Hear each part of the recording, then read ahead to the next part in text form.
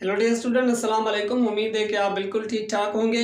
तो आज जो हमारा टॉपिक है, आज जो हमारा लेक्चर है, जिसमें आज हम केमिकल कॉम्बिनेशन से एवोगाड्रोस नंबर है क्या और हम इसको कहाँ यूज़ करते हैं। ठीक है, तो यहाँ पे हम अगर थोड़ा सा यहाँ पे सब्सटेंस को देख लें कि हमारे पास सब्सटेंस क्या होता है। ठीक है, तो देखें सब्सटेंस को हम प्रीवियस लेक्चर में काफ़ी डिफाइन कर चुके हैं कि जो सब्सटेंस होता है वो हमारे पास 3 टाइप्स का होता है। कि ये सब्सटेंस या तो हमारे पास एटम फॉर्म में मिलेगा, ठीक है, या हमें ये मॉलिक्यूल फॉर्म में मिलेगा, या हमें ये कंपाउंड फॉर्म में मिलेगा। ठीक है, यहाँ पे देखें कि एटम जैसे हमारे पास क्या है कि एक हमारे पास एलिमेंट है। अब एलिमेंट कैसे बनता है कि सेम टाइप ऑफ एटम्स जब आपस में कंबाइन होते हैं तो हमारे पास क्या बनता है कि एक हमारे पास एलिमेंट बनता है। जैसे हमारे पास क्या है कि सोडियम हो गया या हमारे पास कार्बन हो गया, कोई भी एलिमेंट्स हो गया, वो सेम टाइप ऑफ एटम्स जब आपस में कंबाइन होते हैं तो हमें क्या मिलता है कि एक एलिमेंट मिलता है। मॉलिक्यूल कैसे होता है कि जैसे हमारे पास ये एक बीकर है, इस बीकर में क्या है कि वाटर है, H2O, यहाँ पे H2O भरा हुआ है। अब देखेंगे H2O गैस में क्या होते हैं कि मॉलिक्यूल्स होते हैं, तो इसको हम क्या कहते हैं कि मॉलिक्यूल कहते हैं। और हमारे पास एक प्लेट है, उस प्लेट में क्या है कि सोडियम क्लोराइड इसमें है। तो सोडियम क्लोराइड क्या होता है कि सोडियम क्लोराइड जो होता है वो एक कंपाउंड होता है जिसको हम क्या कहते हैं, फार्मूला यूनिट भी कहते हैं। अब देखें यहाँ पे एक क्वेश्चन है हमारे पास के जो यहाँ पे एटम्स आपस में कंबाइन होके एक हमारे पास एलिमेंट मिला, वो एलिमेंट कितने एटम्स आपस में कंबाइन हुए, तो ये आप कैलकुलेट करके दें कि कितने एटम्स आपस में कंबाइन होके एक हमें एलिमेंट मिला। तो ये आप कैलकुलेट नहीं कर सकते क्योंकि हम एक एटम को देख नहीं सकते, इतना स्मॉल पार्टिकल है। तो हम उसको कैलकुलेट कैसे करेंगे कि मिलियन बिलियन आइटम्स आपस में कंबाइन होके एक हमें एलिमेंट मिलता है। ठीक है, तो हम इसको यहाँ पे क्वेश्चन जो है वो हमारे पास क्वेश्चन यहाँ पे सॉल्व नहीं हुआ। अगर हमें यहाँ पे बताएं कि जो मॉलिक्यूल बनाया हुआ वो मॉलिक्यूल कितने एटम्स आपस में कंबाइन होके ये मॉलिक्यूल मिला, तो ये भी आप कैलकुलेट नहीं कर सकते। उसके बाद देखेंगे कंपाउंड के भी मतलब कि जो बना हुआ है वो कितने एटम से बना हुआ है, तो ये भी आप क्या कर सकते हैं कि कैलकुलेट नहीं कर सकते। ये आसान नहीं है कि मतलब यहाँ पे हम एटम्स को कैलकुलेट करेंगे कितने एटम से ये चीज़ बनी हुई है।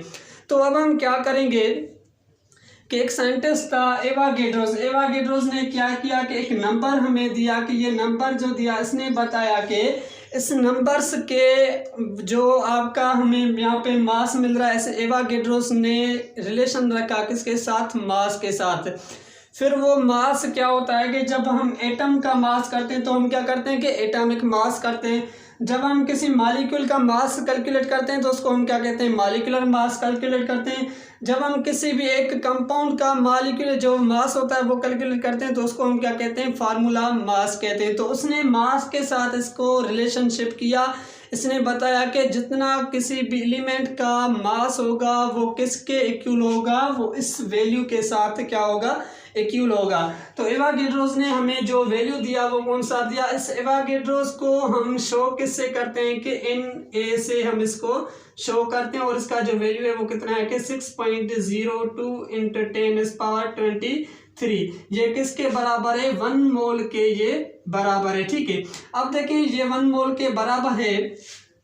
फॉर एग्जाम्पल हमारे पास क्या है कि सोडियम का जो हमारे पास मास है, वो सोडियम का मास हमें कितना मिलता है कि जो हमें यहाँ पे एलिमेंट है मॉलिक्यूल H2O, तो H2O का मॉलिक्यूलर मास कितना होता है कि 18 होता है। 18 को हम क्या करते हैं कि मोल में चेंज करते हैं, तो हम इसको क्या करते हैं, ग्राम में चेंज करते हैं। जब ये ग्राम में चेंज किया तो आपको ये जो होगा वो किसके बराबर होगा, इस वैल्यू के बराबर होगा। मतलब कि ये यहाँ पे हमें 1 मोल के बराबर होगा। ठीक है, फॉर एग्जाम्पल आपसे मैं और एग्जाम्पल के साथ समझाता हूँ। जैसे आप नहीं करते कि आप एक डजन जो क्या करते हैं कि बनाना लेते हैं। ठीक है, 1 डजन आपने क्या किया कि 1 डजन आपने बनाने लिए, तो उस बनाना में कितने होते हैं कि 12 बनाना होते हैं। ठीक है, मतलब कि 12 बनाना किसके बराबर है, 1 डजन के क्या है के बराबर है। 12 बनाना किसके बराबर है, 1 डजन के क्या है के बराबर है। तो आप भी यही यहाँ पे एग्जांपल ले लें कि जो हमारे पास यहाँ पे मास 18 ग्राम है वो किसके बराबर है, 1 मोल के बराबर है। और 1 मोल का कितने बराबर है, ये जो हमें वैल्यू मिला है 6.02 इंटू 10⁻23 इसके बराबर होगा 1 मोल। तो आप सोच रहे होंगे कि हमें तो पता चला कि हमारे पास एटम्स इतने स्मॉलेस्ट हैं और इतने ज़्यादा एटम्स हैं, मिलियन ट्रिलियन एटम्स आपस में मिलके एक एलिमेंट बनता है, उसको हम कैलकुलेट नहीं कर पाते। तो ये जो छोटा वैल्यू है ये कैसे बराबर हो गया। तो ये गलती आप नहीं करना कि ये जो हमारे पास वैल्यू है 6.02 इंटू 10⁻23 ये इतना बड़ा वैल्यू है कि आप अगर यहाँ पे क्या करें कि स्टेबली बना लें, यहाँ पे स्टेबिलिटी की क्या करें कि सीक्वेंस में चेन बना लें, ठीक है। जब आप इसकी चेन बना लेंगे कि आप इसकी इतनी चेन बना लें कि आप अर्थ का एक चक्कर लगा लें तो भी ये वैल्यू कम नहीं होगा। जब आप अर्थ का दूसरा चक्कर लगा लेंगे चेन बनाते बनाते तो आपको ये वैल्यू कम नहीं होगा। जब आप तीसरा चक्कर लगाएंगे अर्थ का तब ये वैल्यू क्या होगा कि उसके कम होगा, मतलब कि बराबर होगा। तो सोचें कितना ये वैल्यू ज़्यादा है, ठीक है। तो हम इसको एटम्स को तो कैलकुलेट नहीं कर सकते। फिर उस साइंटिस्ट ने क्या बताया कि ये इस वैल्यू के बराबर होगा और ये वैल्यू किसके बराबर है, 1 मोल के यहाँ पे बराबर होगा, ठीक है। और दूसरी बात कि यहाँ पे देखें कि और भी हम यहाँ पे एग्जांपल ले सकते हैं कि अगर इस वर्ल्ड में जितने भी पीपल्स हैं, लोग हैं, अगर वो एक ही साथ नॉन स्टॉप के साथ वो कैलकुलेट करें इसके एटम्स का मास, तो मतलब इसका कैलकुलेट करें मास, तो भी ये वैल्यू जो होगा वो क्या होगा कि कम नहीं होगा, ठीक है। तो इसको हम कहते हैं। अब हम कैलकुलेट करते हैं कि ये जो वाकई हमारे पास प्रॉब्लम के साथ ये वैल्यू इसके बराबर होता है या नहीं होता है, तो उसको हम कैलकुलेट कर देते हैं कि कैसे करेंगे। यहाँ पे हम देखते हैं कि मॉलिक्यूल का हम यहाँ पे एग्जांपल लेते हैं। जैसे हमारे पास कितना था कि यहाँ पे H2O है, ठीक है। H2O का कितना यहाँ पे है कि ग्राम्स कितने होते हैं, मॉलिक्यूलर मास कितना होता है कि 18 होता है। और ये किसके बराबर है, 1 मोल के बराबर है, ठीक है। ये किसके बराबर है, 1 मोल के। कैसे हम यहाँ पे एग्जांपल के साथ कर लेते हैं, एग्जांपल के साथ वाकई ये होता है या नहीं होता है। तो यहाँ पे आप कर देखें कि हमारे पास हाइड्रोजन जो है वो क्या है कि 2 हाइड्रोजन 1 ऑक्सीजन।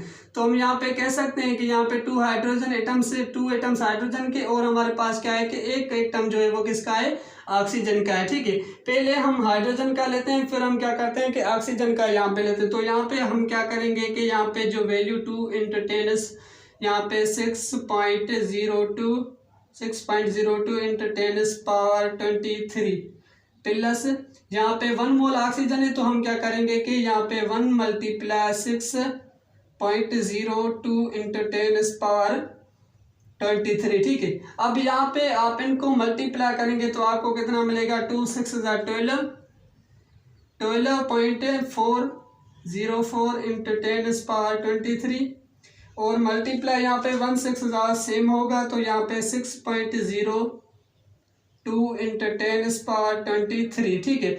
जब देखें कि 12 और 6 कितना होता है कि 18.04, ये 0.2 यहाँ पे, तो 06 इंटू 10⁻23। तो जो पावर होता है वो क्या होता है कि 8 नहीं होता। तो यहाँ पे देखें कि ये जो 18 हमें मिल रहा है वो किसके बराबर मिल रहा है, जो हमारे पास एटॉमिक मास, मॉलिक्यूलर मास था उसका। तो हम इस तरीके से क्या करते हैं कि कैलकुलेट करते हैं, और यहाँ पे जो बराबर हो रहा है वो किसके बराबर है, एवोगैड्रो के बराबर हो रहा है। तो आप इससे क्या करेंगे कि मल्टीप्लाई करेंगे उसके मास के साथ। तो जब आप कंपाउंड का करेंगे तो कंपाउंड का भी आप क्या करेंगे कि ऐसे ही कंपाउंड का करेंगे। यहाँ पे देखें कि कंपाउंड जो हमारे पास क्या था कि सोडियम क्लोराइड था। सोडियम क्लोराइड का एटॉमिक जो फार्मूला मास होता है वो कितना होता है कि 58.5 यहाँ पे होता है, और ये किसके बराबर होगा, 1 मोल के यहाँ पे बराबर होगा। कैसे बराबर, क्योंकि आप देखें कि क्लोरीन का कितना होता है 35.5 होता है, 30.5, और इसका कितना होता है कि 23 होता है, ठीक है। यहाँ 20 आई थिंक तो इतना ही होता है कि 23 या 24 होता है, ठीक है। 23 या 24 ठीक है। जब आप इनको प्लस करेंगे तो आपको 58.5 मिलेगा। अब हम इसका जो देखें कि हमारे पास सेम मिलेगा कि सोडियम 1 है, तो आप क्या करेंगे कि 6.02 इंटू 10⁻23 यहाँ पे मल्टीप्लाई बाय 1, क्योंकि 1 एटम सोडियम का है। क्लोरीन का भी क्या है कि 1 एटम है, प्लस 1 इंटू 6.02 इंटू 10⁻23। यहाँ पे देखिए 1 6 1 होगा, 1 6 1 होगा, तो यहाँ पे क्या होगा कि 6 और 6 कितने होते हैं कि 12, और यहाँ पे हम करें कि 12.0202 ये होगा, तो यहाँ पे 04 हो गया इंटू 10⁻23। यहाँ पे पावर जो होता है वो ऐड नहीं होता, पावर क्या होता है कि सेम होता है। तो ये आपको यहाँ पे इसके बराबर मिला, जिसको 1 मोल हम कहते हैं। ठीक है, ये किसका है कि 1 मोल के बराबर हुआ। तो ये कहता है एवोगैड्रोस नंबर। एवोगैड्रोस नंबर को आप एटम के साथ भी इसी तरीके से यहाँ पे कैलकुलेट करते हैं, और ये इसलिए दिया गया क्योंकि हम इसको कैलकुलेट नहीं कर सकते एटम्स को, तो एटम्स को कैलकुलेट नहीं कर सकते, तो एटम्स जो होते हैं वो किसके बराबर होते हैं, 1 मोल के बराबर होते हैं। फॉर एग्जाम्पल हमारे पास कार्बन है, कार्बन के कितने होते हैं, एटॉमिक मास 12 है, तो इसको हम ग्राम में लिखें 12 ग्राम, और उसके ये किसके बराबर होगा, 1 मोल के बराबर होगा। ठीक है। ऑक्सीजन है, ऑक्सीजन का एटॉमिक मास जो होता है कितना होता है कि 16 होता है, और ये किसके बराबर होगा, 1 मोल के ये बराबर होगा, क्योंकि इसका 1 मोल यहाँ पे जितने एटम्स हैं वो कितने बराबर हो गए, 1 मोल के। अगर आप इसको कैलकुलेट करेंगे इस वैल्यू के साथ तो भी आपको वैल्यू मिलेगा, यही वैल्यू मिलेगा। ठीक है, तो हम इसको क्या कहते हैं, एवोगैड्रोस नंबर। इंशाल्लाह हम नेक्स्ट लेक्चर में मिलते हैं, जिसमें हम पढ़ेंगे कि मोल को हम कैसे कैलकुलेट करते हैं और मोल